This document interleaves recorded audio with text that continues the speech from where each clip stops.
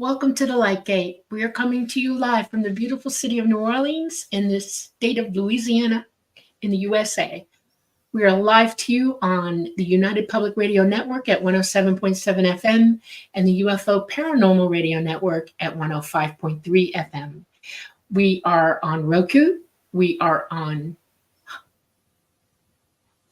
Rumble. We're on Facebook and we're on YouTube. It's getting weird around here. I also want to talk about a sponsor that we all have now, and I didn't have anything with me. I've had too many weird things happen to me today, but we have Carnation on board with us, and we're very, very excited about that. It's just starting, and the next time you see me, you'll see me with something Carnation in my hand, so I can tell you all about how great this really is, Carnation Company. I buy all their milk and their powdered stuff and their evaporated and tons of things like breakfast drinks and things. I love Carnation instant milk. Oh, it's good for you. My grandfather drank it when I was little. Anyway, welcome to the crew. We are going to talk about one thing real quick. I want to send a shout out to all the people we know, love, and hold dear, as well as just because we're in the South with you. Everyone in North Carolina, South Carolina, Georgia, who were impacted by the hurricane, please know that we are worried about you, thinking about you, and we know that there's more going on that they're saying on the news. I also want you to know that Florida is about to be hit again by a Cat 5. It is not a good situation. The governor there is doing everything that he can, and we're sending out prayers to everybody. I have 28 relatives there in Tampa, and I'm sending them all my love and my encouragement. Okay, so let's get to it. Hi, Preston. Hi, Dolly. Hello, everyone. Thank you for tuning in for, this is episode 76 of The Light Gate. I'm your host, Preston Dennett. My lovely co-host is Dolly Saffron. We're so happy to be here this Monday night. And we have an excellent guest who is returning for a repeat visit. He's got some interesting new information that we're going to be talking about tonight. And yeah, like Dolly said, huge shout out to those struggling to survive the aftermath of the recent hurricane. A new one coming up already. It's quite tragic. So for those who can contribute, please do. The news is not telling the full truth about the loss of life going on. It's more than is being publicly revealed, and I know this firsthand from a source. So please pray for all the people who are having a very difficult time right now. Definitely count our blessings. But we are here tonight to help educate the world about what's going on with the UFOs and the paranormal and our censored past and history and all the amazing subjects that don't get enough attention. So thank you very much, you guys, for joining us. I am going to say hello to all you folks in chat because it is because of you we do this show. So thank you so much for joining us. And let's see, who do we have here today? I already see some amazing super chat donations, you guys. Warms my heart every single time. So let's go through this real fast so we can get to our guest right away. We've got Real Badger and we have Racer XYZ. Simon is quite an awesome character. Yes, he is. That's our guest tonight. His show got very good numbers. We're very excited to have him back. We have Peak. Hello, Peak. And Owlman and Jay Kirschman, Virginia. Oh my goodness, I hope you did well through this hurricane.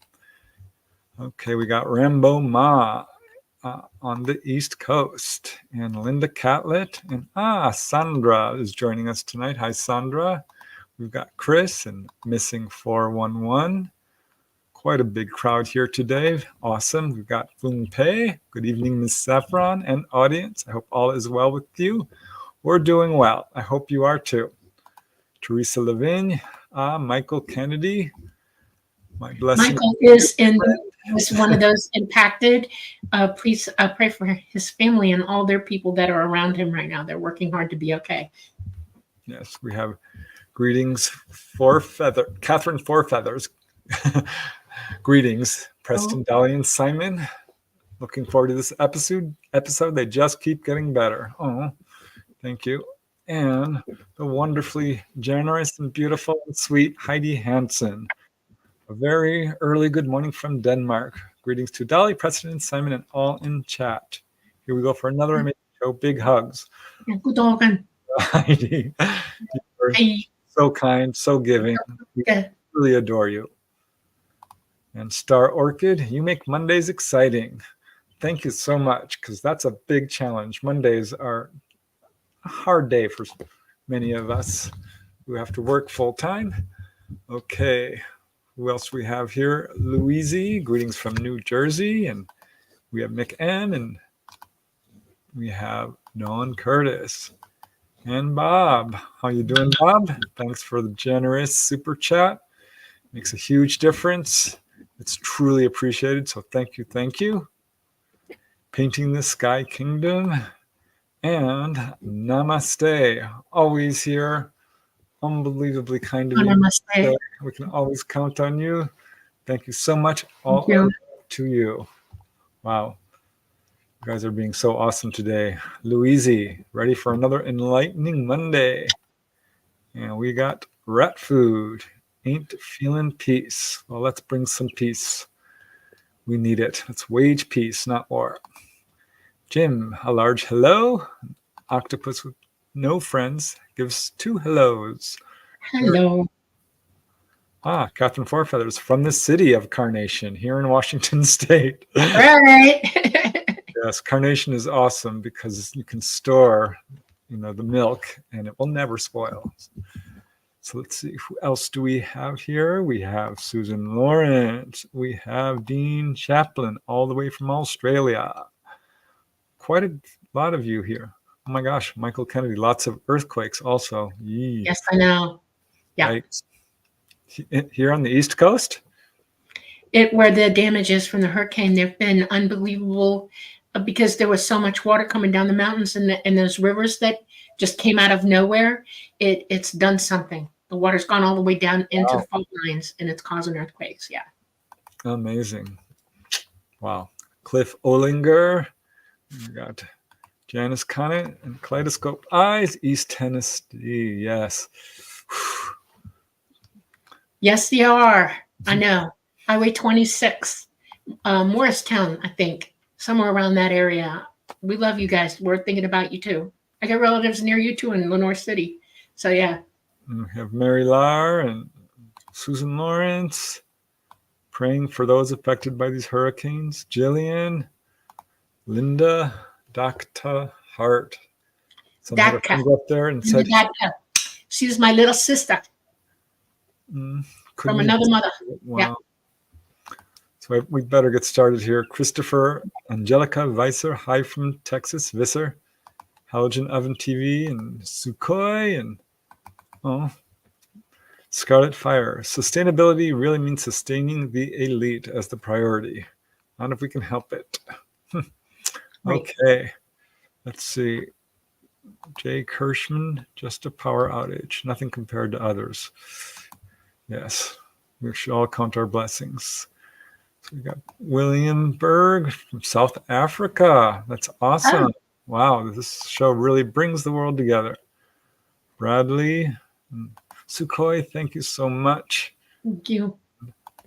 Anna came in from Gainesville, Florida. Oh, yikes. I hope you're okay. Just a little bit more, Dolly. We've got so many people here joining us tonight.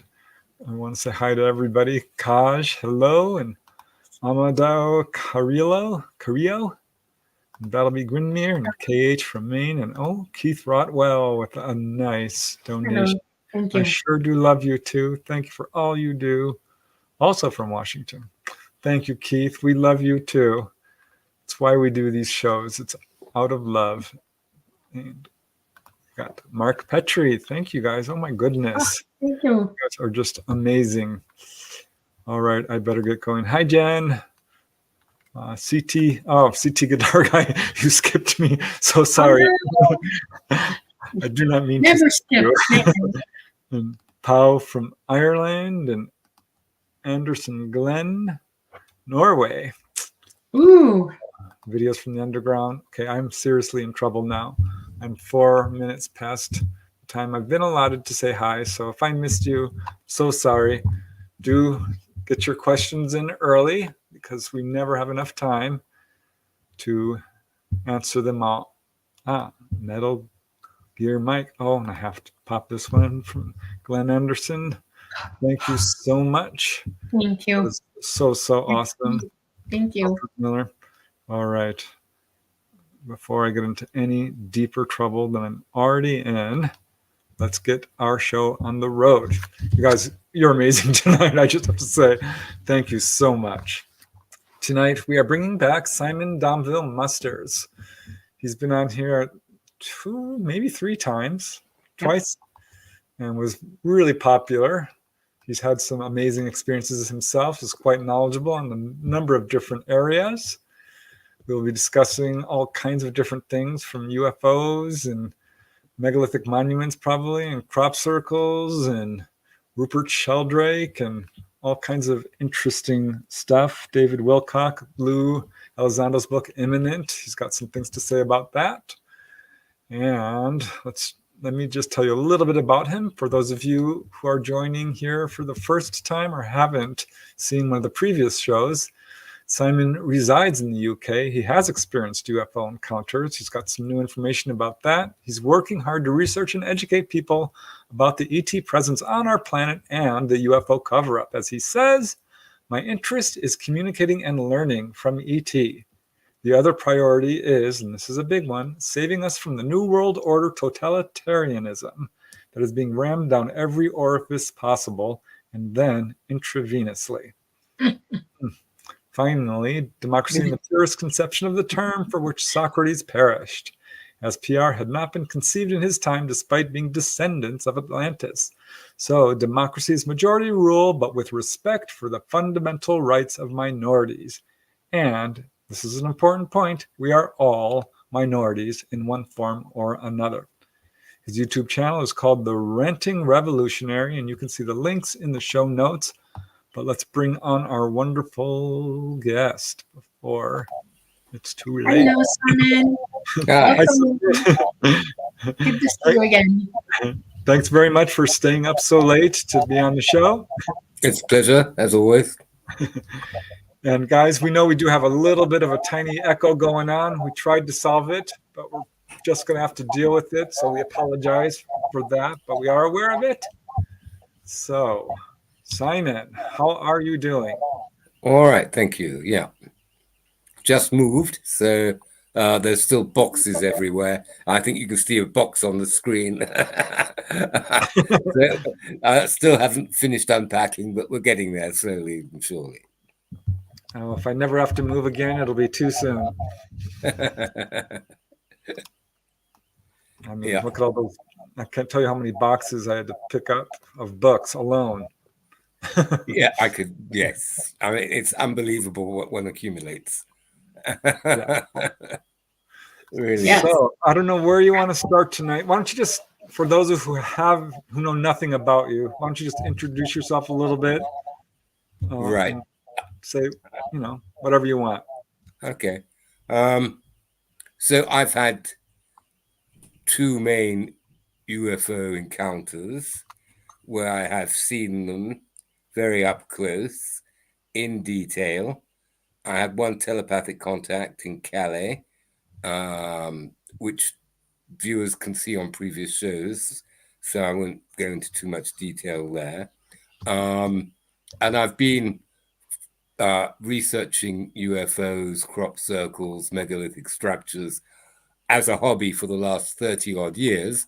And now that I'm retired, I've got far more time, which allows me to read things and spend far more time on YouTube and other media researching and corresponding with researchers as well, which is also very useful. And this is a subject very dear to my heart because there has been so much cover-up. Yes, there is. It's unfortunate, but times are beginning to change. We are seeing the cover-up slowly crumble bit by bit. So, we're not there yet, but we're getting there. Yes, And it's quite fascinating about thinking about the UFO community, because it's quite clear that there is a concerted effort to put false information out there. Yes. There is a concerted effort to divide and conquer. There is a concerted effort to destabilize at every possible opportunity. And this latest book, Imminent, by an ex three-letter agency operative, Luis Alessandro. I'm terribly sorry, but I've just got past the third chapter, and the only word that comes to mind is pulp. I don't like his style of writing anyway. But basically, this is complete clickbait, sensationalism. There is absolutely no way ET is going to try and invade. They're already here. They walk amongst us. They've been with us ever since humanity existed. Why would they wait until we had nuclear devices to suddenly invade? I mean, the lack of logic is just unbelievable. Plus, the amount of generalizations he uses and reverting to the passive form and all sorts of, it is considered that, and all these other throwaway phrases. I mean, honestly, I have to force myself to read it in order to comment on it, because you can't comment on it without reading it. But I'm forcing myself, right? Now, when it gets a thumbs up from Richard Dolan, what is happening? I mean, seriously, what is happening? I've been following Richard Dolan for about 20 odd years, right? I can chart his evolution, and he's always had the intellectual humility to say, this is my opinion, it only engages me, this is what I think, you may draw your own conclusions, which he still does, but it takes second place over a very favorable review for a book, quite frankly, I don't know why it was written. I honestly, after 3 chapters, I honestly don't know why he bothered. Well, that's exactly as far as I got, Simon. 3 chapters.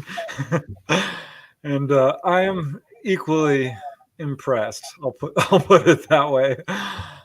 You know, it's not saying a whole lot that we don't already know.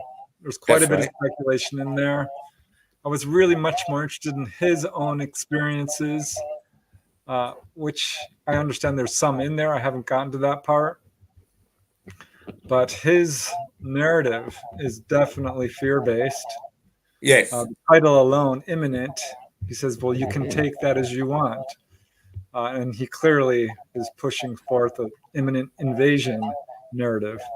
Which is a load of absolute, I mean, poppycock, and I'm being nice. Right. I really am being nice here. You know, there comes a point where... Oh, we lost him. Oh, joy. Well, I was just informed by our producer that we are having major issues on the internet, that we've lost Rumble. It's trying to put it on, but it can't. And my soundboard is telling me we're having trouble streaming to your destination. Is it possible the streamer was ended or deleted? No, it's live. People can talk to us. We're talking back. Let me bring him up again. And sorry, I don't know what happened there. We're having network My issues. internet is working. Yeah. All that clicking you heard earlier was my producer talking to me. Yeah, it's just getting weird around here today. Very weird. So yeah. So as far as I'm concerned, it's poppycock, utter poppycock. I don't know why he wrote the book, except for clickbait, sensationalism, you know, trying to reproduce the Orson Welles effect of the Martians are coming back in the 30s. I mean, give me a break. Come on. I have an opinion about this, and it's from my experience with government and DOD and all that, NDAs. No real agent is a whistleblower. There's no such thing. They're given, they're told to come out and to come out a certain way and speak the narrative at that. If they don't, their NDAs kick in and they're in a lot of trouble. And nobody with that kind of knowledge, high situational understanding of what's going on is going to risk their life or the family's lives or their friends' lives. This is not a joke. And when I say the government's quite capable of ending you, they are. And so when I hear whistleblower and it's a government whistleblower, I automatically, I have an open mind, but I critically listen to what they're saying. And in the last year, 2 years, it has all been a national security problem. Okay. And we've known that a false flag is coming, and this is what this is all about. And I'm just going to put it to you, Lou Elizondo. Call me, make me wrong. Show me that you're truthful somehow. Find a way to do that. And let's talk, because I'm more aware than you think. And I'm just curious as to why. I'll tell you what, I do know why. And it's just what I just said. So yeah, I mean, you can't leave the mafia. Right. I mean, ask Frank Sinatra, they cut his vocal cords, right? So there's no way anyone leaves the mafia. And Mike Pompeo described the CIA exactly for what it was, which was the mafia. They lie, they cheat, they steal, and they murder, right? That's their stock in trade. So, this guy, for me, just like Richard Doty, I don't trust Richard Doty as far as I can throw. Doty, that said, I will you're listen pronouncing that correctly, yes. because there might be something to be gleaned from it. Yeah, unfortunately, Eminent is the #1 UFO book on Amazon right now. Yeah. And has been there since it came out.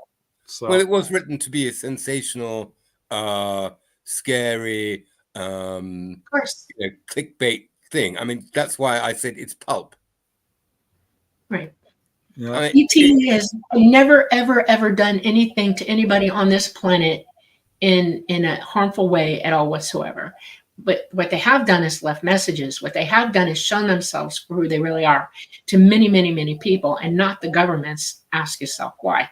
They have been throughout history, all the way back to the beginning of all of our histories. They've been with us, and their messages are very clear. There's enough experiencers out there that are saying we're all in communion with one another, saying the same thing. Do not be afraid. We're not here to hurt you. You all have issues. You need to deal with them and wake up. And that's exactly what's going on. And the governments on this planet have an agenda. And it's not hard to think. And if you start looking around you, critically looking at the state of the world right now, because in England, you have the same problems we do. People think we're isolated. We are not. Okay. Immigration in England is just as bad as it is here. It is as well as Sweden, Denmark, Norway, all over the world, literally Spain, France. It's a problem. And it's because people are being moved around for a reason. And I want people to understand that the only way that this can change for us is for everybody to take a step back, critically think for yourself, first of all, and wake up, and then stop doing the bidding of your masters and think yourself through things and calmly. Don't think you need to run in the street with a bat or anything like that. That's not how we solve these problems. We just have to stop doing what they want us to do. And it's critical mass right now, literally. Yeah. Definitely. Oh, speaking of that, critical mass, David Wilcock, many years ago, well over 10 years ago, gave a wonderful lecture at Contact in the Desert, or one of those ET meetings. And he proved scientifically, which I'll get on to Rupert Sheldrake later on, who's also into this. He proved scientifically that the power of the postulate, or you could put power of prayer, power of meditation, right, is absolutely phenomenal. Now, in Thailand, they had a day of praying for peace.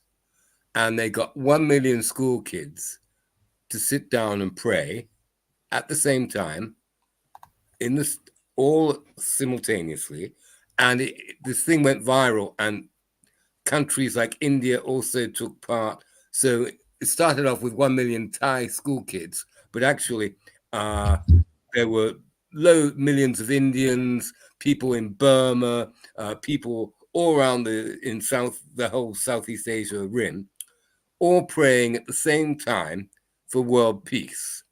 And the results were absolutely phenomenal. Every single police force, not only in their area, but the rest of the world, reported a drop in crime stats for that day, but dramatic drop, which didn't mean that some little old lady somewhere did not have her purse snatched, right? But that same little old lady was not murdered for her purse, right? Yeah. And all the stats all over the world for that day, scientifically proven, scientifically verified, went down. Now, when we get on to Rupert Sheldrake, which I'll get onto later on, he talks about morphic resonance, which is basically one intelligence for everybody, and you just have to tune into it, which is quite interesting. But the thing is, it does also, under scientific research, bear its fruit very, very well. And in fact, he gave a lecture not long ago whereby he proved that the research into parapsychology is far more stringent and far more controlled than clinical trials on new drugs, whereby the people controlling are the people making the drugs. So, who's policing the policeman, right? I mean, come on. So the whole parapsychology field is actually, at the moment, in scientific terms, has a greater degree of integrity and scientific robustness than the drug manufacturers, who have been getting away with blue murder for far too long. Unfortunately, we do have people like Dr. John Campbell, who is on YouTube, and your viewers can look him up, who are calling these people out. And he also has a whole set of researchers calling these companies out as well. And finally, he's also calling out governments hiding behind stats, changing the rules for the stats, and all the rest of it. And he has done fantastic work. And yes, he's had strikes from YouTube. He's had strikes from everybody, but he's still there. And his following is in the millions, and quite right so, because not only does he express himself in layman's terms, but he's actually, pursuing the truth and not putting up with any of this BS that we are being fed. And we are being fed a hell of a lot of BS, which is why I started off with that book, because that book is full of BS. And that's the guy, Dr. John Campbell, yeah? Yep, he's doing good work. There are a lot of good people out there trying to get the truth out. Yes, I watch him, actually. Yeah. He's in my subscription list. Great. You're quite right. Quite right, Dolly, really. And I think, Dolly, when it comes to solar flares, if we actually had a day of prayer to get those under control, I'm sure if enough people, critical mass as you mentioned, all over the world sat down at the same time and prayed for the solar flares to cool it and just send us the positive stuff and all the rest of it, that would happen. We just have to get together and start postulating together. And then we could actually start communicating as well. I'll tell you a secret. Our solar system, our universe, our galaxies is hardwired. In other words, it's a mainframe, and it has actions that it literally exists by. It was created that way. And so we're really at the mercy of it, because while you're in the third dimension, you're playing with fire here. You've come here to learn really hard lessons. One of the hardest lessons there is to learn is monkey see, monkey do should not be on your table. Okay. Learn to critically think for yourself. Learn to see what's right and what's wrong. Learn to put your morality quotient up. Learn all that you can learn. That's why you're here. And the world is going to do what it's going to do to you while you're here. That's the karmic part of it, you know. We all will suffer and not be here anymore and or go gently, but we're not going to stay here very long. But the hardwired mainframe of this place does. It's reality, and you can't alter reality with your mind. Even ET knows this. They do not. They cannot. And it's not. That is misinformation for anybody to believe that you can do that. I hate to stomp on that, but it's true. But what we can alter is each other. We can help one another. Our minds are connected, whether you realize it or not. We hear what everybody else is thinking in the background of your consciousness. And when somebody's being nothing but evil and sending you nothing but evil, hateful thoughts, it's going to absorb into your brain, your physical mind, and you're going to act them out. We have to stop doing that. That's why praying is so productive for humanity, because it helps us to hear the good instead of the evil, and we act on the good and not the evil. That's the lesson in that we all have to observe, literally observe. Because the world is going to do what it's going to do. It has cycles, and we are in it, you know, and it's just an exit strategy for our genome. You know, we come here, we stay here a little while, and then we're gone for whatever reason, you know, and we come back and we do it over again in other places as well as here. We have to think, we have to be in reality is what I'm trying to say. Okay, I'm tired of people saying that they can alter reality and that their reality is their reality and mine is mine. No, there's truth in there somewhere, and the truth is the truth. You can't alter the truth. The truth is the truth. It is the foundation of all knowledge and all things. And you can't have your own truth versus somebody having their truth. It doesn't work that way. We should all be in consensus with one another. You should be able to hear truth. That's why they want us to wake up. And we're so immersed in the misinformation that they've been spewing at us for centuries. We don't even hear ourselves think anymore. Okay, that's right. It overrides us, and we've got to stop doing that. That's why they want us to. There's no doubt that prayer does have an effect. There's been multiple studies on this with people in hospitals who have reduced their hospital stay by a number of double-blind studies. Not the world or the sun or what the sun's going to do, but us. But we're in control of that. Here's an example which I think might be interesting to comment on, because I saw this. There was a volcanic eruption in Hawaii, which devastated everybody. This one guy had the lava go around his house, and I mean, it literally went around it. He had given sacrifices and prayed to the Menehuniwini or whatever it is. I mean, it was odd. I am not saying that he did it or anything, but it was amazing. It was absolutely astonishing. Wasn't his time to have his stuff. It went around the house. Yeah, it can happen. If he's on the high ground and he's got some, rock underneath him, it'll go around. He's very lucky. Yeah, there's a. Never underestimate the power of the postulate. Well, that is my motto, definitely. And it's really funny. One thinks of something one day, casually, and then a week, 2 weeks, a month, 2 months later, whenever, the thing you thought about suddenly comes to you as a surprise, a total freebie, and it's wonderful. And it's like, also, it's really funny, because I was just thinking before the show, I must send Preston an email so I can have the link. And he writes to me and says, are you ready? Everything okay? All right. So you see, the thought has absolutely no time and space. And it does have an immense power. And it's not just on each other.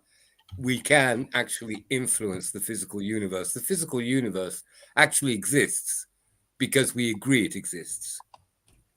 And that is something that, once again, physics is catching up with very slowly, but people like Rupert Sheldrake are on this, and that the physical universe is putty in our hands, in our mental hands, our mental and spiritual hands. The physical universe is putty. And part of the brainwashing you are talking about, Dolly, is also trying to convince you that you cannot influence matter with thought. And actually, you can. Here's another. Okay, whoa, I want to answer that. You can bend light with your mind. That's absolute. Okay. If you understand light technology, you can understand that you can work around the physical presence of the third dimension within the dimension, but you cannot stop it from doing what it does. You have to up your scientific knowledge to know what I'm saying, but I'm trying to give it to you straight. You do not order the universe, not at all. We are one infinite little teeny spark, each and every one of us, in the mind of an all mind that did create it. It does exist, absolutely exists. It can talk to you every day if you wake up and listen. But how you treat things, you have to understand that you're here to learn that your ego has to deflate. Okay. The human genome has an ego built in that's super duper Jupiter, and it can't keep continuing to do that, because that kind of misinformation makes mega egomaniacs out of everybody on this planet, and it makes them cruel, vicious, controlling, and all kinds of crap. You can't control anybody. The only thing you can control is you, what you do. If you learn to bend light, call me. We'll talk about that. Okay. But that's the only thing that your physical mind is capable of doing. And it can't do it without your higher consciousness giving you the energy to do that. And I have seen that. I know how that works. That's how we fly the damn ships. Okay. It's all consciousness. It's all psychic ability. And we here have to stop believing that we are in control of the universe. You are not. You're here to learn, period, the end. And if you don't, and you let your ego inflate you to the fact that you don't see the immense reality of it, and that the things that you don't know are going to hurt you really bad, you need to move forward with losing your ego right now. It's serious. And anybody I'm not talking about ego here, right? Okay. That is another debate altogether. Yeah, because when people say stuff like that, I say, put it out there, prove it to me. Show me that you can do it. The day that you can state to me for a fact that you know how it works and how to make that happen and manipulate it yourself. Otherwise, it's conjecture, theory, and misinformation. Don't talk to me about it, because you don't know what you're talking about. You elevate your understanding, elevate your scientific understanding, elevate your knowledge before you open your mouth and say things that are not true, because it puts people down wrong roads. It makes them think they have power. They do not, because right now we're little people right here. Okay. And we're still in the mess where we're still hating one another and acting like idiots. We can't even control ourselves. And yet we're going to change the universe. No, you can't. You have to take steps 1 through billions before you get to the point where you can even bend light. Okay. That's what I'm saying. I want to talk about this. Consciousness plays a very powerful role. Yes, it does. How we perceive reality, certainly. Right. And on the higher planes, you can absolutely affect reality. Absolutely. Here on the lower planes, it is a third dimensional, objective universe. And there are people with telekinetic abilities which can move around. Yeah, but you're not in the third dimension in those. Right now, you cannot. But okay. You are actually. There are actually 17 dimensions, Dolly. Mathematically proven, right? But here's it doesn't matter which dimension you're in. I can argue the math all day. Trust me. I want to make a point. Okay. There was a lady, I was doing research into human levitation. Okay. And I thought about this lady named Helen Hadsell, who had levitated twice. And she did it through basically willpower. She tried over and over and over again, and did it twice. Now, it turns out she's world famous. And here she is. And here's why. She has won more contests than anyone else in the world. She says she has a method of doing it. And it's basically, she says she knows she's going to win. I'm sure this is partly because she enters probably more contests than just about anybody. But there's more to it than that, because she's been studied. There's something going on here. The power of consciousness does play a role. Sure. But Definitely. She's not changing the universe. See what I'm saying? And if you talk to her about it, she would tell you, you can't do that. She knows better. That's what consciousness does for you. It starts teaching you. And without that, you're standing there blind, saying anything and everything without knowledge. And Dolly, it's really, we are all at different phases on the learning curve. I know that, but you can start right now. That's what I'm saying. ET says start today. Open your mind, wake up. And it's possible, and there are ways to do that. And it means stop listening to what everybody else says and learn it for yourself. You prove to you first, then you talk to somebody else about it. That's the problem. If you hear what everybody else can do and what all their wonderful powers and everything, including me, if you hear me, don't believe a damn word I say. Try it. Prove it to yourself. That's how you do this. If you want to be good, the process of being good doesn't mean, oh, well, we'll just discuss it and we know that everybody can be good. No, you be good. You go be good. You go help somebody. It starts with each and every one of us on an individual level, and we have to begin with us, period. Absolutely. If you can't take care of that, then you're not helping anybody, period. And when people come and they say this, and this, and they throw theories out there like it really exists, it's infuriating to me because you're not helping anybody by that. You're giving them the wrong idea, period. Now, it has been scientifically proven that consciousness does affect physical particles. And there's that's what I said. Whole library of knowledge on this, Dolly. Right. A physical particle is protons and it is light. That's right. You're correct. That is the truth. But you have to look at exactly what that is. All protons are pure light. You're pure light. Every proton in your body is emitting light. Literally. And the fact that you can't visibly see it is because your eyesight won't let you. Your physical mind won't let you. Your consciousness can see it, but your physical mind cannot. And that's what we have to wake up to, that we are light and that there are beings who come and see us who know how to operate that on a level that is, it's like having ET visit an ant on this planet. Okay. That's the difference in knowledge and ability. And we have to wake up to that. That's what they mean. And yes, every particle in the universe is light. Everything here. The reason that we think it's solid is because we're gravity heavy here. That's why it's very hard to alter anything in the third dimension. It is so gravity heavy that those particles cannot act of their own accord unless you are the all mind itself. That I know can happen. The all mind is capable of moving that around, but not us, not at this stage. And you couldn't do it tomorrow or 10 years from now. Not at all. That's what I'm saying. And it's pie in the sky, bad stinking thinking to tell somebody about this without telling them how to get to that point. That's what I'm saying. See what I'm saying? Get it? Right. Well, the guys can get there, but it is, as you say, a personal voyage and a personal trip. It begins with all of us. That's right. But it is possible. The first day, go home, meditate, open your mind, start looking for the truth, turn off all the bad information, eat the right foods. Breathe good air, stop drinking bad water. These are all things that we should do every day. We should think about that we don't do because somebody told us it's okay, go ahead, do this. It's all right. Wrong. Well, let's talk more about Dr. Rupert Sheldrake and this idea of morphic fields and the morphic resonance in the extended mind. This is an interesting idea. Okay. Very interesting indeed. Basically, he's done very, very, very good studies. Once again, highly controlled, highly verifiable studies. And it would appear that there is like this huge central intelligence. You could call it the Akashic Records if you like. And certain people have a facility to tune into this and use and exploit this very successfully. It also gets into remote viewing, which the CIA is definitely into, and has very well-known stars in the field of remote viewing.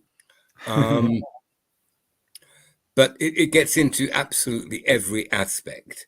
And basically, it just boils down to, can you tune in to this central intelligence? Yes. And it really is a central intelligence, or can you not? Or to which degree? And it really is a question of, like, it's very simple. You can put it, you can basically compare it to the old-fashioned radios with the big knob, right? And you tune into the station. Gotta find a bandwidth for it. Yeah. Some nights you have a really good reception, and other nights it's a bit grisly and all the rest of it. It's very similar to that, very similar indeed. And the amount of people who actually have telepathic capacities is enormous. far more than anyone ever suspected. Far more. And these are absolute verifiable statistics from someone who is absolutely rigorous, who has the most highest moral and professional integrity. He cannot be, honestly, even his detractors now refuse to debate him because he's got Well, so that's much good. evidence. He's telling the truth. Yeah, he's telling the truth. He's He's telling found the a way to truth. Oh, explain he it. is. Yeah. And That's this is a Dr. guy you definitely want to get on your show. He's really nice. His son is also a world expert on mushrooms. Really? Yes. Wow. I mean, it's a family of intellectuals. They're absolute intellectuals. Shelgrave, I got at a very young age a double first at Cambridge. And a double first at Cambridge in those days was pretty big deal. But he was even younger than should have been to get that. And then he went on to American universities, I think Harvard, and did a whole load of stuff. But he's a biologist at the beginning, and he absolutely loves animals, loves plants. And his first job in between leaving school and going to university, he had a year off, and he was a laboratory assistant. And he had to gas all the animals that survived the trials. And he hated it, poor fellow. And the way he tells it's lovely as well. He's a lovely fellow. No, that's horrible. I feel Anyway, bad for him. you must get him on because he is a walking encyclopedia on consciousness. I listen to him at least 3 times a week. I mean, he's got wonderful output as well.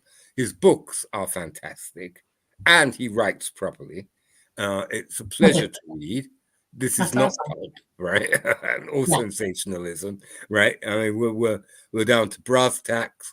He uses a vocabulary that is slightly above pedestrian, but not esoteric, and he does make it understandable. It's perfect. And he's in the UK. He's in the UK. He does travel. He's often in the States as well, but you can definitely get hold of him in the UK, no problem. And if you go on YouTube, you'll get his contact details.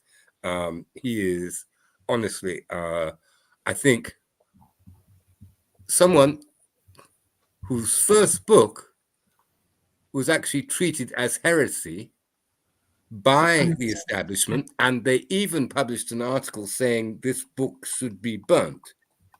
That was about 20 years ago.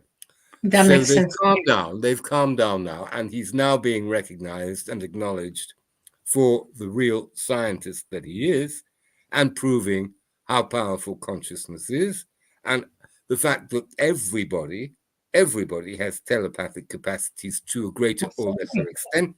It depends where you are on the learning curve, and if you want to develop those capacities, there are ways that will help you. Right?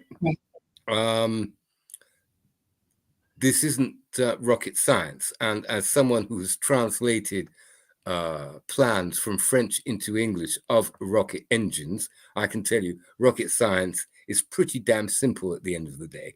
Do you know that they actually put something, they call it by another name, but they actually put something called that we use every day in the bathroom and the kitchen. It's bleach. They put bleach in the fuel because it gives it more boom. Yeah, hydrogen. Yeah. Yeah.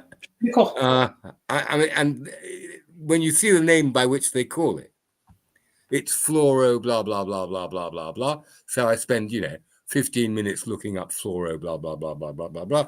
And basically it works out as bleach. Now, you can run your car on water if you have the right setup for it, because water is hydrogen. Yes. And water is a byproduct of the hydrogen engine. Okay. And it amazes me that people don't get that. And why we're going to batteries, I don't understand, because we can just have hydrogen cars, no problem. They're not going to blow up like you think. They're very well controlled, and it's not a problem. And their only emission is water, H2O. That's right. So yeah, well, we know why, because money, greed, that's what it comes down to. Yeah. You want to hear funny about cars, the batteried cars? I guess they call them what EUs or whatever. In Florida and South Carolina, where all the salt water hit all the cars and drowned them, they're all catching on fire because salt it attacks their batteries and it's a combustible situation, and they're all going up in flames. And the fire departments are like, "Oh my God, houses are burning down everywhere because the cars are in the garage." It's like how inconvenient, you know? How many people live on the coast? How many storms are there on the coasts? Think about that. You know. Exactly. No, but you can always trust the psychopaths to find the worst solution possible. Correct. It is just everything currently is in the hands of psychopaths, which is why I left the building I was living in. Now, the building I was living in was run by a so-called charity, and it was meant for semi-autonomous people, which means that basically you can go shopping, you can cook your food, you can wash your clothes, you can, some of us even iron our clothes, right? But basically, you might be physically a little handicapped, but you can still basically do everything. It just takes a bit longer, right? Now, what they were doing were putting in people who... Boop. All right, he popped out. I know. We're definitely having some issues today. The good news is that Rumble is actually streaming the show, and Simon will be back momentarily, I'm sure. And here he comes. There he is. Let me bring him on. Hold on. I lost my cursor. There it is. Hello. So they were putting... Can you hear me? Great. Yes. So they were putting people in there who were severely mentally handicapped. And the last month I was there, you have no idea how many accidents there were. Washing machines were broken, bathrooms were flooded, fire alarms were going off, I don't know how many times a week. I wrote to my MP, which is my congressman for the states, saying you have to do an investigation into how this place is being run, because they're just filling it up with people who are not semi-autonomous, and they are a danger not only to themselves, but to others. Everybody else. Which is why I moved, not only for the peace and quiet, because, you know, fire alarms going off at 3 a.m. more than once a week is, thank you, right. I don't need this. A little bit much, yes. Yeah, a little bit much, yeah. Not to mention people knocking at your door at 7 a.m. Oh, I've broken the washing machine. Or people knocking at your door saying, oh my goodness gracious, the ceiling's leaking water. And then you finally go upstairs and you find someone's, you know, flooded their bathroom. I mean, unbelievable, right? I mean, talk about the asylum being run by the inmates. I mean, unbelievable. And no one's doing anything about it. So I said, right, I'm out. And I had to write to my MP to get moved. But I got moved. Wow. Right. Mind over matter once again. Yeah, resourcing. Nothing wrong with that. Good resourcing. Oh my God. Yeah. We have issues like that in this country. Everybody doesn't understand that we have, you know, veterans who are homeless, walking the streets, need jobs, things like that. Then we have the mentally handicapped people, like you say, and then we have physically handicapped people. We have people who are aged and do need assisted living facilities, you know, where they have ramps and they have elevators to get in the buildings. You know, if they have an emergency call button for an ambulance to come in case there's a problem, that kind of thing. Those kind of lodgings and things like that. But it's turning into a nightmare because people are being displaced and disappropriated by exactly what you're talking about. They're putting in places they don't need to be. Exactly. I mean, it's tragic, honestly, because they're actually putting these people in danger. These people should be in the right facilities.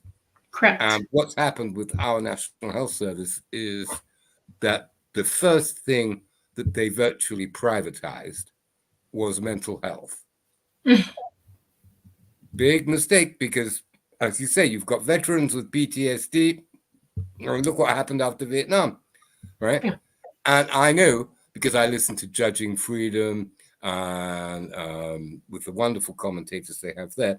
Apparently, Israeli soldiers now are suffering from PTSD because they've been killing too many civilians and they can't live with themselves. Yeah, well, this is a common problem among soldiers, depression, very, very high suicide rates. It's a real, honest to God problem. And this is because we are not running humanity the way we should be. We're not funding things like we used to. We're running out of funds because worldwide. You've got to send money to the Ukraine and Israel, yeah. Right, exactly. Yeah. All right, well, we do need to take a quick station ID break. Great. So and when we get back, we'll talk about the Galactic Federation, if we may. Cool. All right. Okay. Okay. Thank you all for joining us for the Light Gate. We've just finished 1 hour. We're now on our second hour. Our guest tonight is Simon Domville-Musters. I'm your host, Preston Dennett. My lovely co-host is Dolly Safran. And we are airing live on several platforms, including the UFO Paranormal Radio Network and the United Public Radio Network at 107.7 FM and 105.3 FM at New Orleans, Louisiana. We are also on Roku, though I understand we are having some trouble. No, our producer just said it's connected up. We shouldn't have a problem with it anymore. She fixed it. Yay. And Rumble is also streaming, so you can check us out there. And gosh, is that it? YouTube. YouTube, yes. That covers all our platforms. We've been having a lively discussion about consciousness and the ability to affect others and possibly the universe itself. And the verdict is no, you probably can't stop a solar flare or a volcano from erupting, but you can absolutely stop crime, help heal people, and perhaps win some contests.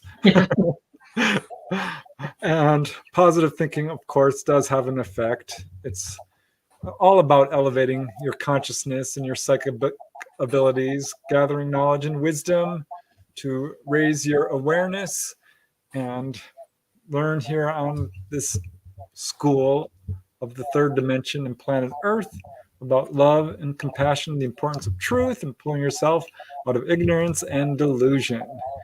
We've been covering all kinds of topics. Sheldrake, we've talked about him a little bit. And Simon, I know you've had some more information about your own UFO encounters as well. I'm interested to hear that. But yeah, what was the topic you wanted to jump into? Oh yeah, the Galactic Federation. I don't mean to laugh, but this is a controversial topic. Very.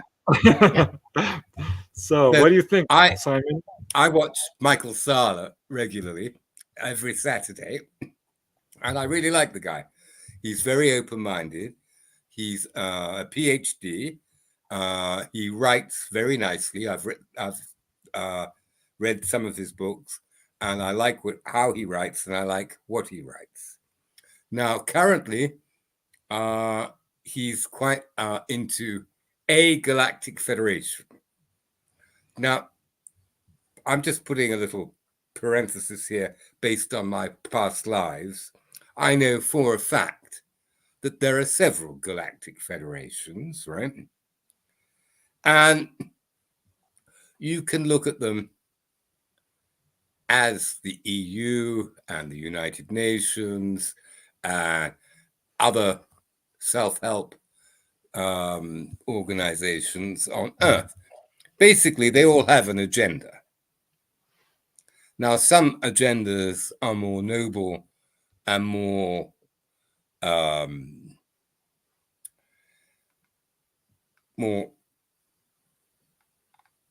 humanitarian, if you like, or spiritual than others. I mean, the thing that makes me laugh about Star Trek was that every week, without fail, Jim Kirk managed to violate the Prime Directive. and quite honestly, when I listen to the discourse, we'll call it a discourse, on the Galactic Federation from the people that Michael Sala is interviewing, I I cannot but envisage the Prime Directive being violated every week by someone who thinks that they're Captain Kirk, right?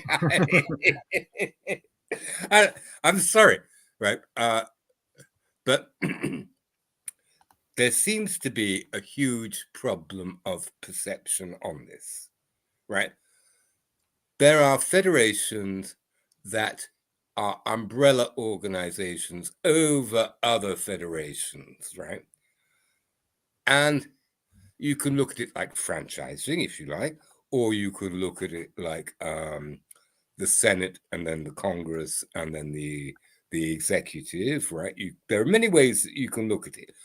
You can look at it from a very spiritual point of view, in that slowly but surely they are pushing spiritual evolution in the right direction. As Dolly was saying earlier, we are here to learn, right? So which people do you send in for people who are quite low on the learning curve, right? We have a lot to get through. Now, this idea that there's just one galactic federation has to be immediately questioned. I certainly do not believe in suppressing anything. All ideas are good to consider, right? But there is no way that there is one and only one galactic federation, which is what's coming out of certain portals on social media, right? There are several galactic federations, and you actually don't want to be speaking with the guy who carries the suitcases. You want to be speaking with the decision makers, right? And that sounds very exclusive or snobby or whatever you like, but basically there are those who are going to execute, but there are those who actually not only give the orders but conceive the orders, and you want to speak to the guys who are conceiving the orders, not even the order givers, right? This whole notion of Star Trek, which, by the way, Gene Roddenberry openly said in public, this is based on past life experience, right? Star Trek is far from the perfect solution, right? They just muddle on through very nicely with good intentions, which during the time of Kennedy was fine. The minute Lyndon B. Johnson took over, it was just an illusion, and it's been an illusion ever since, right? End of story. End of story. Right, so now, changing the subject completely, Dolly said to me that with reference to my ET experience in Cali, where the guy said, come to the window, I went to the window, I saw the craft, and then they sent down this swirling sort of electric thing into my room, and then off they went. And then when I went to the kitchen window, I saw the craft, and off it went. Before that, I did have an experience which I'd completely forgotten about when you posed the question, completely forgot about. So I will bring it up. It was, it started with a dream. And in my dream, I'm walking along in a nice environment, and it's, everything is fine. There's lots of blue and green around me, and I'm feeling quite happy. And then all of a sudden, I can't open my eyes. And so from the dream of not being able to open my eyes, I wake up trying to open my eyes, which I cannot open. And I've never had a case of such copious sleepy dust in my entire life. It was like it had been woven in between the lashes. So I managed to open my left eye all by itself, but the right eye, no way could I do it. So, and the granules of sleepy dust were far bigger than what my body normally produces. It really, they were like Demerara sugar granules. And it was most peculiar. So I had to go to the bathroom, And I spent literally 20 minutes cleaning this muck out of my eyes. Now, I didn't have any pain or whatever. And I kept them. And I thought, I'm going to get these analyzed. And I put a few of these granules in a matchbox in a drawer, which I then forgot about completely because at that time, one of my friends was very sick and I had to take a trip down to Bordeaux and all the rest of it. So I completely forgot about it. And it wasn't until I left Calais that I came across this matchbox. And in the matchbox, there was these granules of this so-called sleepy dust. Now, it was far, far bigger than any normal sleepy dust. It was really weird. And as I said, it took me 20 minutes to wash all this off my eyes and out of my lashes and off my face. And I even went back to my bed and gathered up what little granules were still there and put them in the matchbox and put the matchbox in the drawer.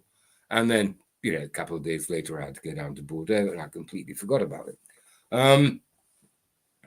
So, yes, there could have been a visitation, but I had absolutely no conscious recollection of it whatsoever. None whatsoever. And this was around the same time as this other experience? Just before the UFO came to my window and said, come to the window, yeah. Literally that night? Not that night, no, about 2 weeks before. No, at least 2 weeks. Oh, okay. Yeah. Yeah. But that was a knee jerk for you to remember that you had an experience before that. When you saw them from the window, that was them pointing you into trying to remember back. Because I know you I can't. certainly didn't connect the two at all. Yeah. Which, Some people don't. Yeah. But something happened. You just got to try to remember what it was. And don't go doing it. Just hypnotize yourself. Meditate, relive it. See if you can't wake up to what that was, because something definitely happened to you. Something definitely did, because those granules were far too large for normal sleepy dust. Definitely, yeah. Yeah. By the way, we call those crap. I've blocked the experience out. When you posed the question, it didn't even come to me. It took me several weeks. Oh yes, I had that sleepy dust thing. Yes, I mean, it really took me ages to click on that. Yeah. Well, that's certainly so. Interesting. I do think that they do implant. I do think that they implant memories as well, which means that you do have to have a very good hypnotist. Someone like Carr. Now he was brilliant. Mm-hmm. Do you remember Carr? Perception is everything. We're capable of being suggested into things that never happened to us. And yes, exactly. Yeah. The alt governments are very good at it, and we have to be careful now because we have so much of that going on, and ET understands that this is happening to us as well. And so when you have an experience, you need to prove to yourself one way or another where that actually came from. Whether it was something suggested to you or something that you actually really did experience. Exactly. It's important to ferret it out. Yeah. There's all kinds of things going on. Humanity is being authored, guided, given information you don't know you're getting until it's, too late, you're experiencing it. And it's disconcerting to me. It's a problem. And the only way you can change that is by waking up. You mentioned the Akashic records before. One of the things simply that ET do employ is their ability to hear all knowledge all the time. They are, imagine, I'm going to use this terminology, it's like Twilight Zone, but I'm going to go there. Imagine, if you will, that these people are evolved not hundreds of years, not thousands of years, not even millions of years, but billions of years in advance of us. And that they have learned to connect to the all mind of the universe, okay, that they have absolute direct contact with the Akashic records, all knowledge. One of the ways that they govern themselves, or they don't need to, is because everybody's so advanced, so in consciousness with one another, so wide open psychic that there's no need. They've evolved every aspect of their being to become a type of community that automatically is already in communion with everything else, or consensus is my favorite word for it, not communion. We are capable of that. You're born with a pineal gland. It's a gland in your brain. It's part of your endocrine system. It can see light and dark like your eyes. It knows what time of day it is for you. It can't be confused about that. And it works really, really well. It governs our circadian rhythms, as well as receives transmission from outside of your brain, from your consciousness, and you can transmit outside of your brain to other people. That's what psychic ability is. And your friend that you were talking about would know this. He's probably talked about it. We have a transmitter. We transmit in our own brain waves. Psychic ability is alpha, beta, theta, gamma, or delta transmission, and it's all over the universe. And we can hear it. It's sound for us. And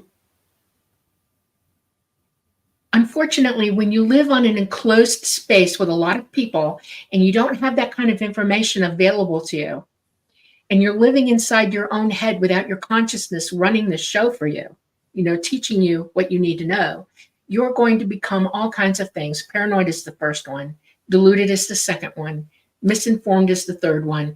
Afraid is the fourth one, strangely, fourth. And then the fifth one is you can become aggressive over it because it can make you mean and angry because you can't get out of the shell because you're not reaching that which you were born to reach because you were born with the equipment. Okay.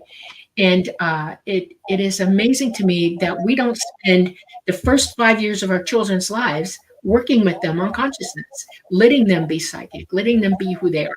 We've got centuries full of people being afraid of this and saying, no, you're a witch or you're this or you're that. Shut up. Don't talk about it, and alienating them and emotionally, BSing them all the time.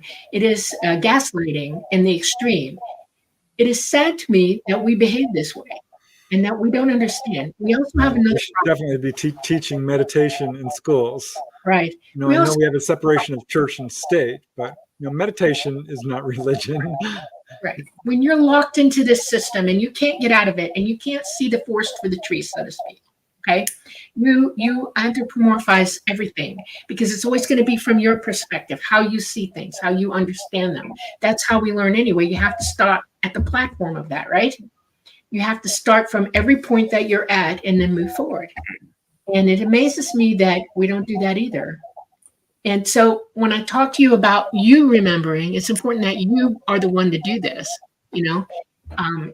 One of the first three things that I can tell you to do is to replay it over and over in your mind. Find 15 minutes a day to sit quietly in the dark, actually, because you can recall better when your mind is blank. Okay, don't give yourself any visual, hearing stimulation, nothing.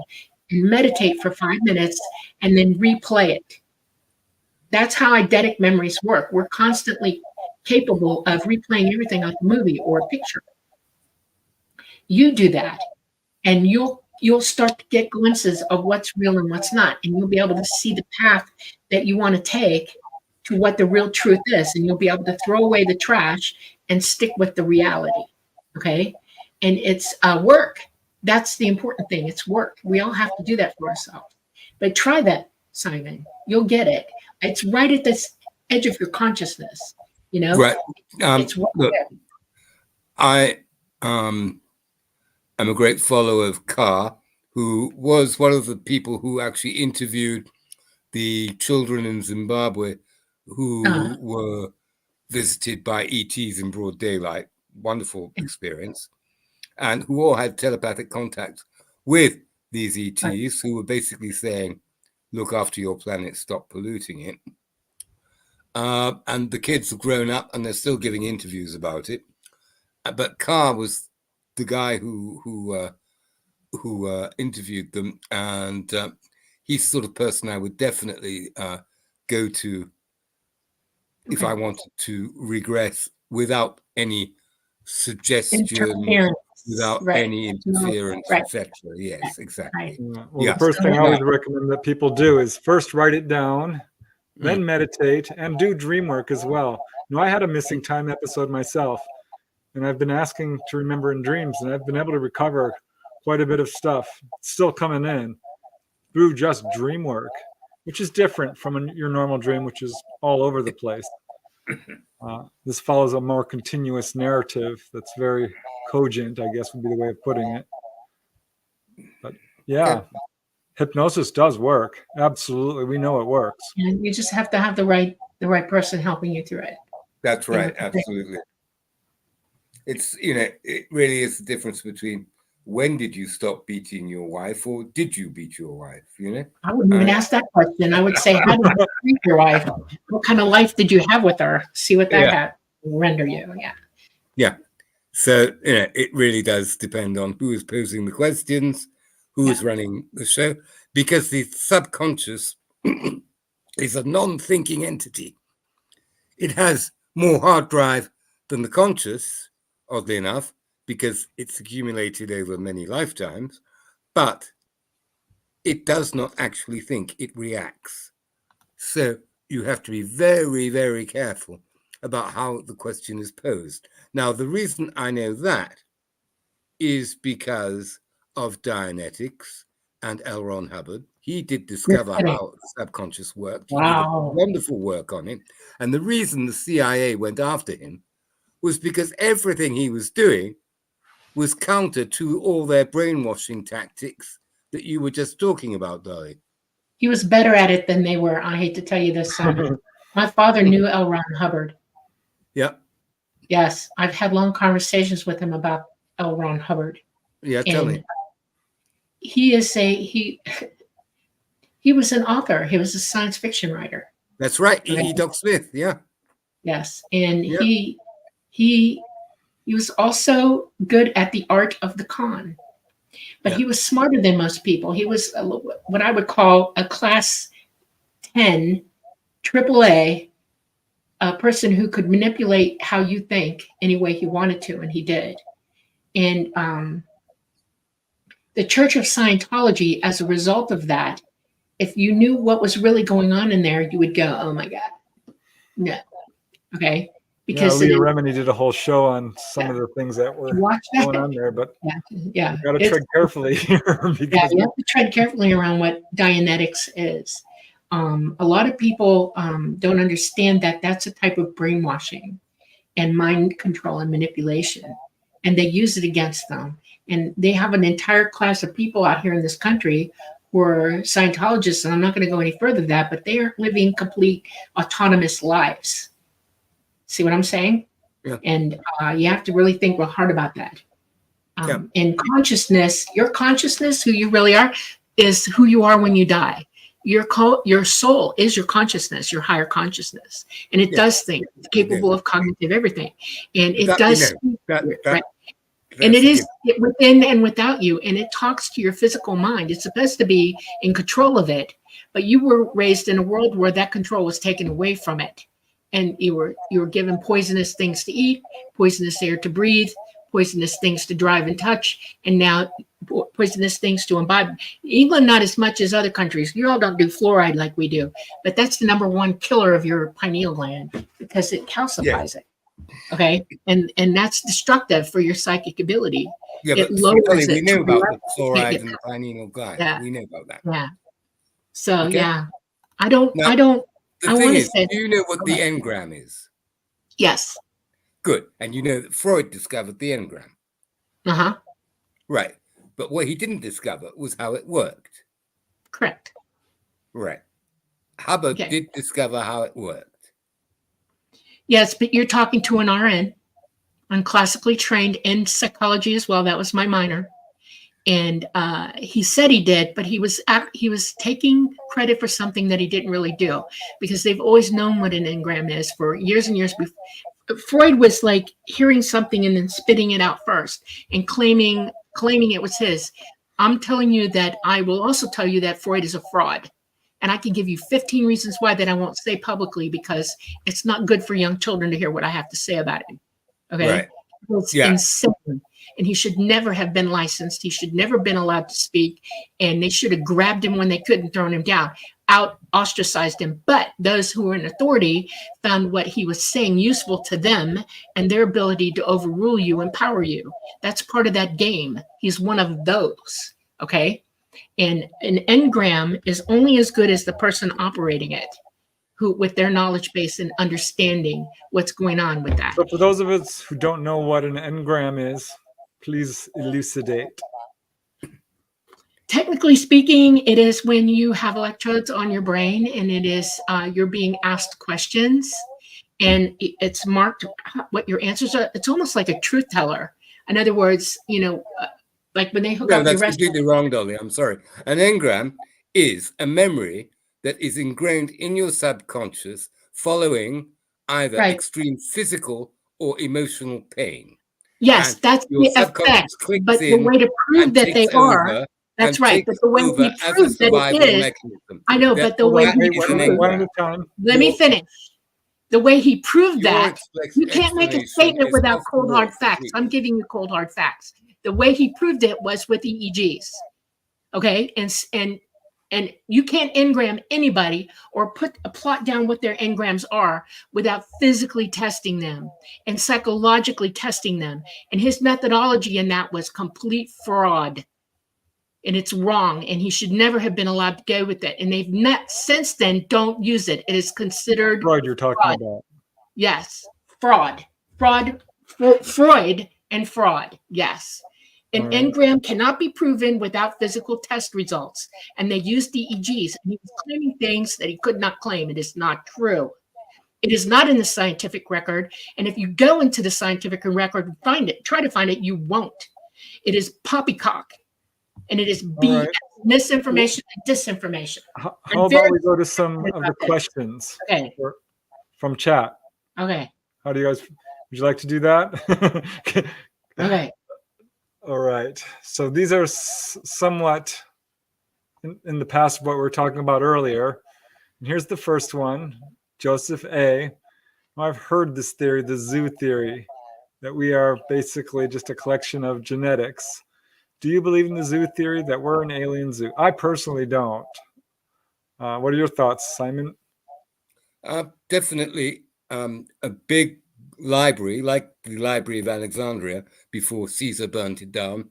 He also burnt down the Druid Library in 52 before Christ. He also burnt down the Druid Library. But yes, we are a big DNA repository for the universe, definitely. All right. You have any thoughts, Dolly? If you want to look at it that way, the universe is full of life, and all life has a DNA, and all our DNA is related from one end of the universe to the other. If you're alive, you have DNA. You can't exist without it. That is a known fact. All life on Earth is related to each other. All DNA is related. We're related to bananas and bonobos. We're related to the grass. We are related to everything. DNA is DNA. It is the key to how life exists, and it is universal. Okay. So that we know. That's a given, Dolly. Life likes to propagate itself. That's built into the DNA. Otherwise, it would all die and DNA wouldn't be alive anymore. We'd all be dead. We know that too. Right. And in this universe, we have plenty of planets just like this one where life is budding and it's evolving and it's coming to the fruition of consciousness and understanding and evolving. Okay. We're one of many like this.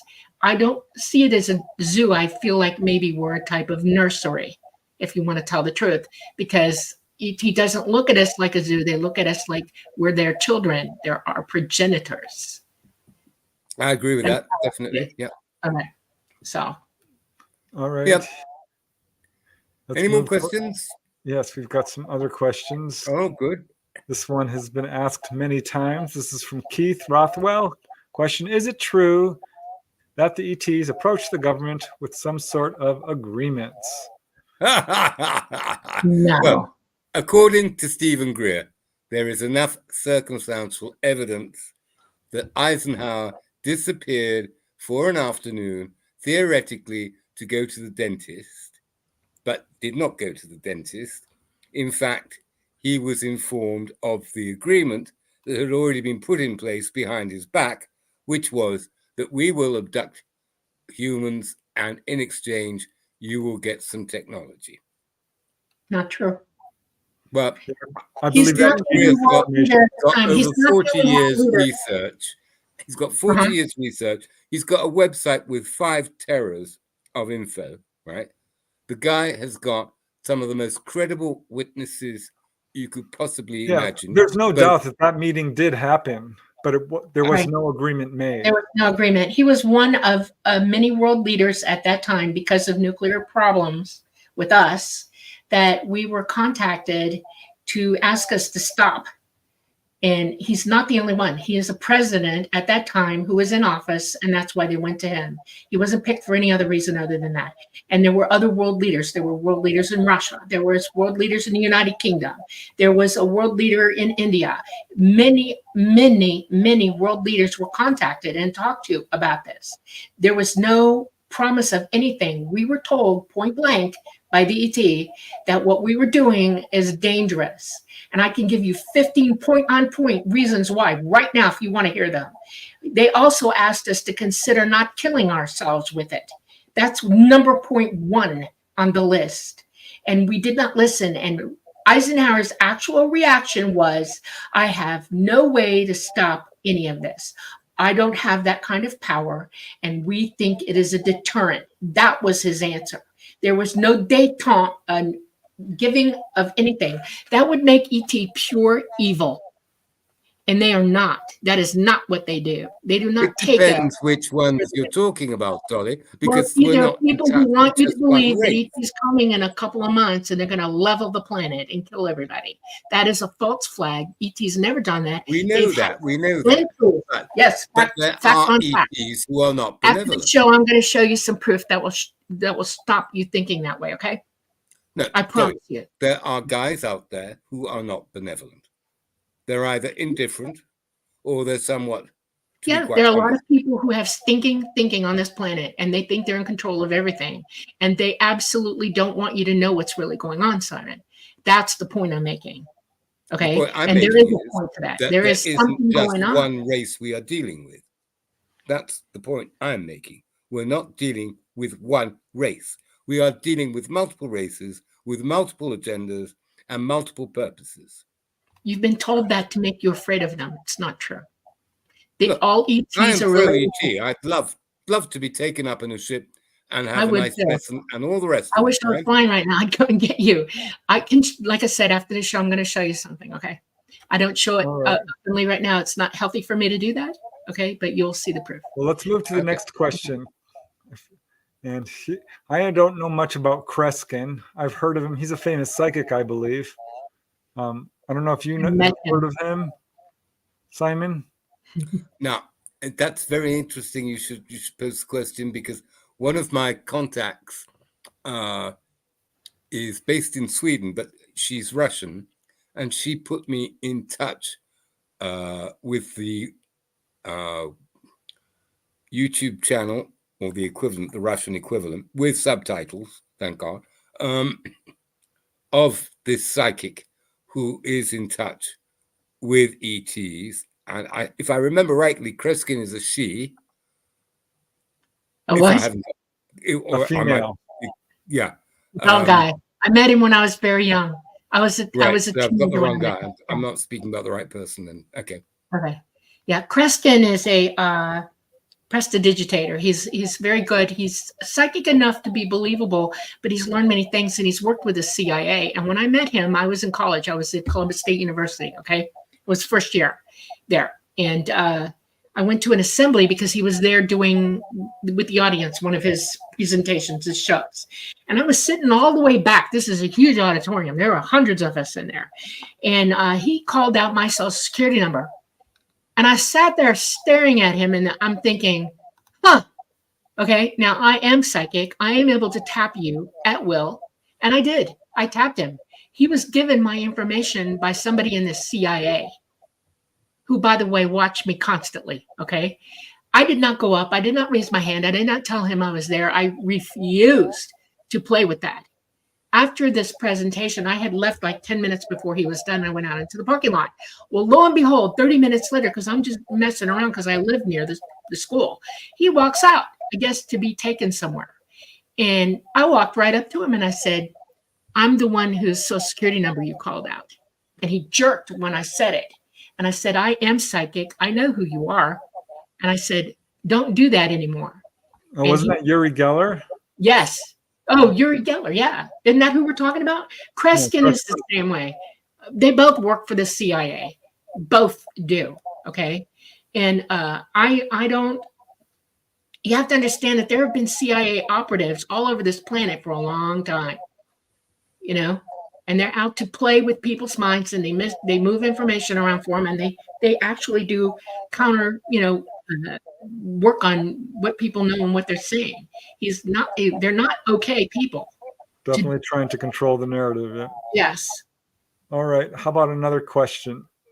This is a kind of interesting one, which we've touched on in terms of consciousness. This is from Alfred Miller, and he's asking, where does consciousness exist, in our brain or elsewhere? It's an unknown ATM. At the moment. Oh, okay. Thank you, Simon. I'm thinking. Okay. So, to answer the question, you want to start, Simon? Rupert Sheldrake has proved conclusively that consciousness does not reside in the brain. Correct. Yep. It's in your chest where your heart is beating. Yep. It needs an electrical component, and it's right in the middle of your heart. The brain is you have just an actual noid in your heart that actually holds it, and they know it's there. For a fact, you're right. Yep. At your moment of conception, is it in your heart? It's one of the nodes in your heart where it resides. All right. Let's see here. Let's go to the next question. This is for you, Simon. This is from Rat Food. I like this question. I've got some opinions about it too. Question for Simon. Do you believe that we can create technology that can be bound to the astral? Anything seems possible there, including information gathering, technology to communicate with the Godhead. I think if we develop ourselves spiritually, we actually don't need something physical. The technology is mental. So it comes from within, and you don't need a device of any description, no matter how fast the chip works and all the rest of it. You just have to work on yourself, which is a lot of meditation, it's a lot of cogitation, it's a lot of reading, a lot of research, and then it's just this thing about isolating yourself and learning to just be. And then you can connect to the cosmos, definitely. Right. And we all have these moments. Even George Bernard Shaw wrote about the moments of unity with the universe. Yes. So this is not an unknown concept at all in the West. It's very, very well known in the East, where they do see themselves as being completely interconnected with nature, with the universe, with everything, which is why they do give so much importance to rituals and to prayer, because they know it does have an effect. Yeah, well, I find it very interesting because I think there is technology that we're beginning to see now, which can, to an extent, and this is controversial, communicate with the astral realms, such as spirit boxes and things like this. And I think at some point we could have a technology developed that would essentially be like a telephone to the other side. But I agree with you, Simon. We shouldn't really even be using cell phones, because we can develop telepathic abilities to the degree that we should be able to talk to each other on purely psychic abilities. One of the things that has happened because of back engineering is they know that there are entities that are AI autonomous. They're biological entities. They have no consciousness, but they are AI.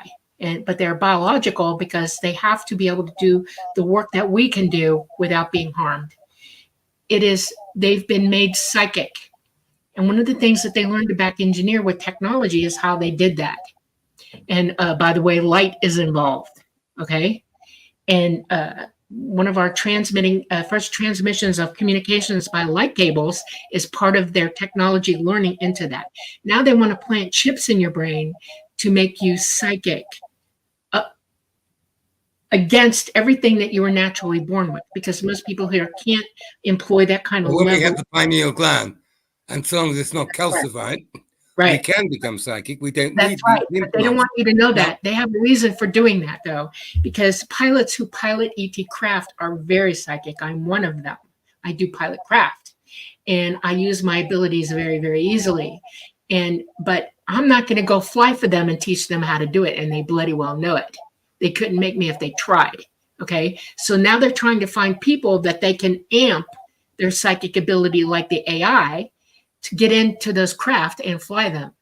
That's the technology that they're developing. It is seriously not a good idea for two reasons. One is the craft are not going to allow anybody with that kind of technology implanted in their brain on board to fly the craft. And they can't build a craft like that craft to do it because they don't have the technology to even get close to it. And they know that as well. But they've got downed craft that are flyable, and they're still trying to get in them and fly them. And that's why they're doing this. It's serious stuff. And the reason they're doing that is they want off this planet because we have trouble coming. Okay. They want to be anywhere but here. And they think that they're entitled to it and nobody else is. That's the problems we have right now with all of the misinformation, disinformation, lies, and the culture that we're living in right now, because we're nothing but pawns to them. Those who control the reins control the path, and they have those craft in their clutches, and they want it, and they're not going to get it, because even if you can employ that kind of psychic ability, even with the chip, the crafts themselves will not let them in, period. Because I understand we have craft in our possession, the military, I should say, that we can't even get inside. We can't open them. Right. And some that we have opened, and they had to kill it, get in it. They literally threw it in liquid nitrogen to bust in, and it broke them to pieces. Okay. And killed it didn't kill the entity, but it let it out and it left. And, but they've got craft that are still intact, that are flyable, and they're literally holding them, trying to find a way for them to be flown by us. And it's never going to happen. I hate to say it. I'm saying it out loud now. I'm getting tired of hearing people go, oh, we're going to do this. Not, no, you're not. Don't even.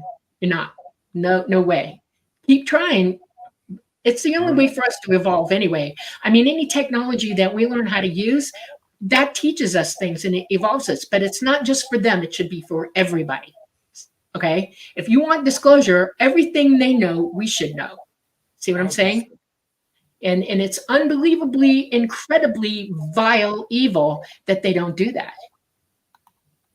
Absolutely. You know? All right. How about we go to another question here? Let me see. Okay. This is a question for you, Simon, from Rat Food. What can you tell us about the sphere of influence in the morphic field of all conscious life has? Let me try that again. What can you tell us about the sphere of influence morphic field all conscious life has, and how can we humans use it to levitate? Okay, that's a mouthful. Let's take levitation out of the equation, because even the Dalai Lama has told various gurus and other guys, never mind the levitation, you just stay in your body so we can enlighten enough people in enough time so that we avoid World War III and a nuclear catastrophe. So that's the first thing. Levitation is just a sideshow. It's not anything. It's nothing you should be striving for. Just about. And as for the consciousness, it goes back to tuning in. And the only way you're going to be able to tune in is by educating yourself. That's the first thing, which no one else can do for you. And the other thing is learning how to meditate, which is very difficult. And just being, turn off the hard drive, turn off the subconscious, and just be. This is very, very important. And that way you can tune in to the big intelligence, right? Don't worry about levitation. It's a sideshow. It really is. Yeah, well, that's one of the advice the Tibetan Buddhist monks gave, because levitation is a siddhi, a superhuman power, like invisibility or superhuman strength, which they actually call obstacles on the pathway to enlightenment, because you can get caught up in the glamour of it all. And That's right. Exactly. Yeah. Yeah. It's not what it's about. It's about Yeah. reaching for full enlightenment and connection to all that is. That's right. So, not that I wouldn't like to levitate. Dolly, you're muted. Yeah, they're doing it again. I have to say. Automatically turn it. You have to learn before you jump up on the high wire. You know, that's a given. And you can't levitate unless you understand everything that it means to be able to levitate. And by the time you do that, you're not worried about levitating anymore. You're doing other things. So. Exactly, Dolly.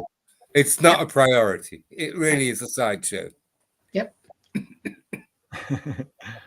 All right. Yeah, I agree. Though, I have to say I would like to levitate. I just think it's cool. All right. I promise I won't get addicted to it or caught up on it, but it'll be fun to experience. Here's a question from Van Darkholm. I'm interested in your thoughts on this. Is there any truth to astrology? What do you think, Simon?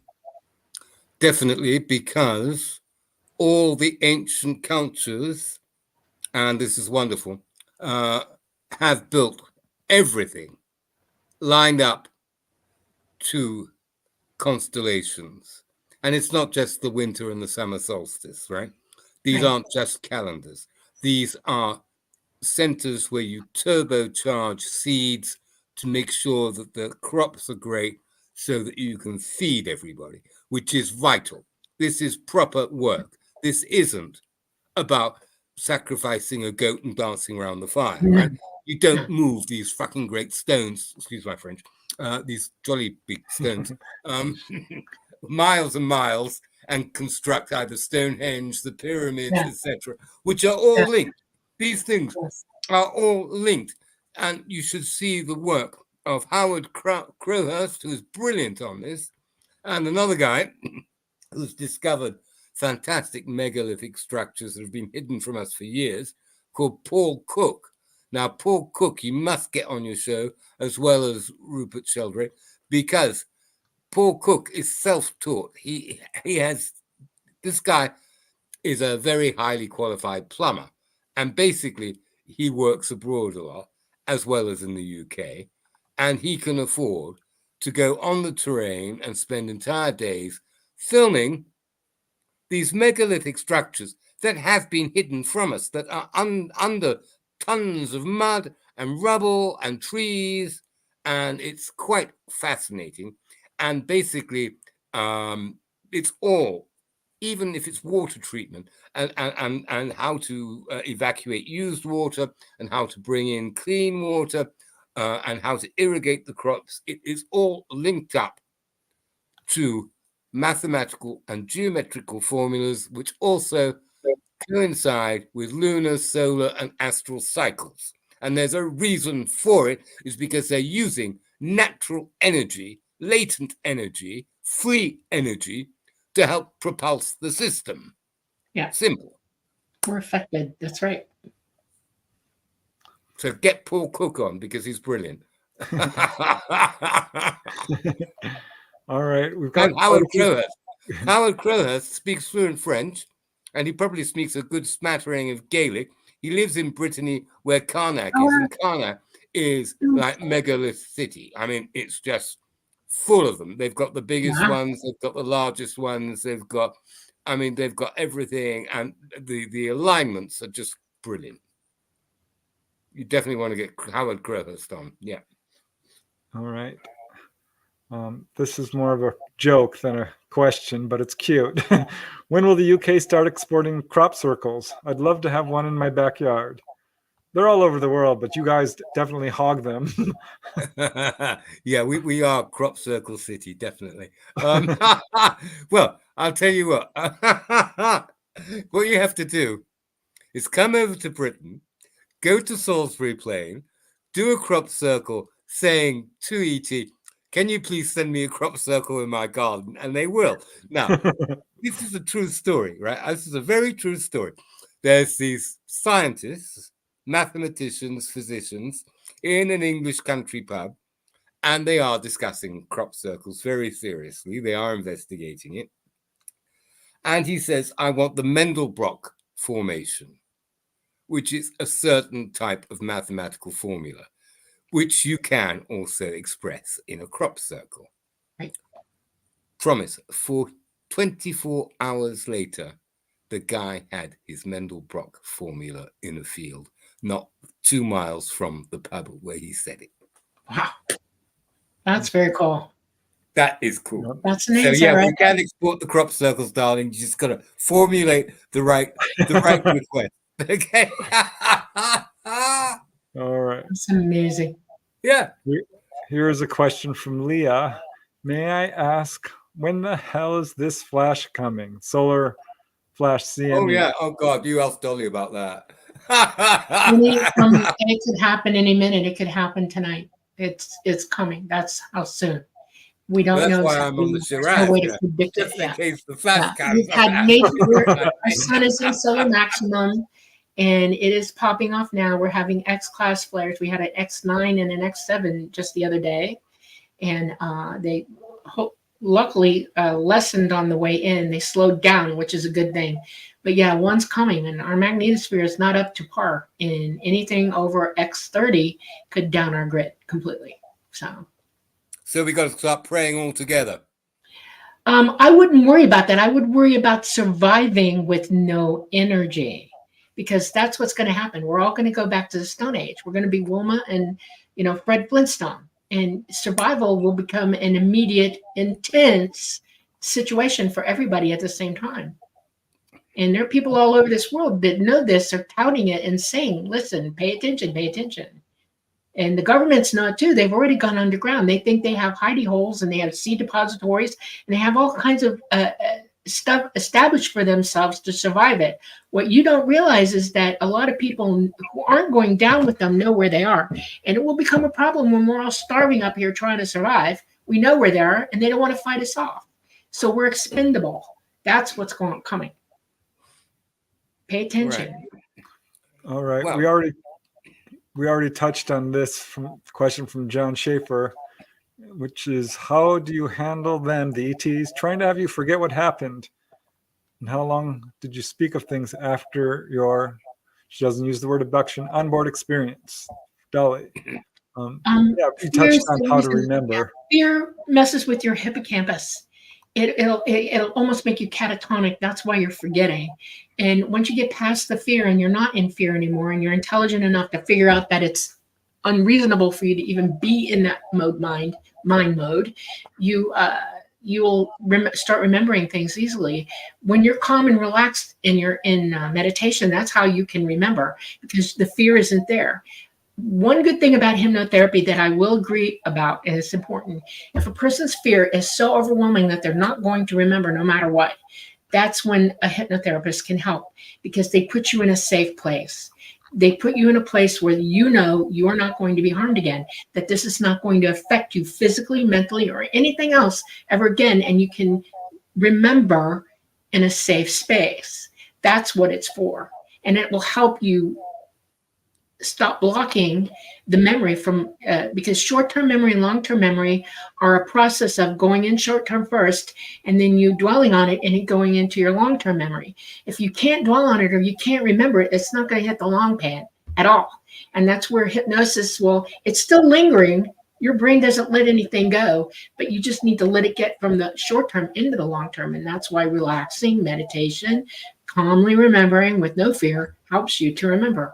We're the ones. I've actually seen people on board who literally stand there catatonic staring at me. Okay. And it's like, oh my God, just calm down. It's okay.